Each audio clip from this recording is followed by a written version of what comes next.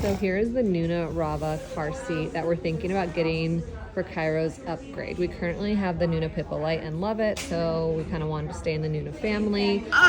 This is the black color, and then they have a bunch of other colors, as you can see here. But it does a bunch of things. So first of all, depending on their height, you can adjust this easily. You don't have to like do anything, take anything off. It's literally all just right here, which I love that. Also, if you need to do the forward facing, rear facing, so depending on that, you can press the button and recline. So I'm gonna have Bruno show me really quick. So you can press the button, and depending if they're forward facing or rear facing, you can have it kind of like in a recline.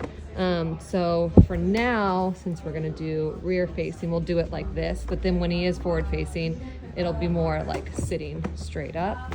And then it also has these little cup holders here. It has one on each side. If you don't need them, they literally just fold right down.